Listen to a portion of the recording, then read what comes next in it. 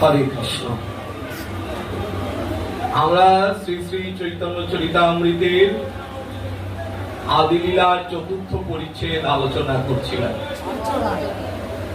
সেইখানে আমরা দেখলাম কৃষ্ণের ভগবত্তা জ্ঞান সংবিদের সার, ব্রহ্ম জ্ঞানাদিক সব তার পরিবার, লাদিনীর সার প্রেম, প্রেম সার ভাব, ভাবেরও পরম আকাষ্ঠা নাম মহাভাব, মহাভাব স্বরূপা শ্রী রাধা ঠাকুরানী, সর্বগুণপণী কৃষ্ণ কান্তা শিরোমণি।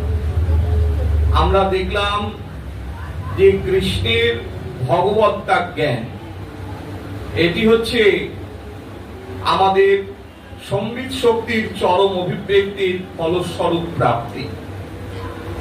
ভগবানকে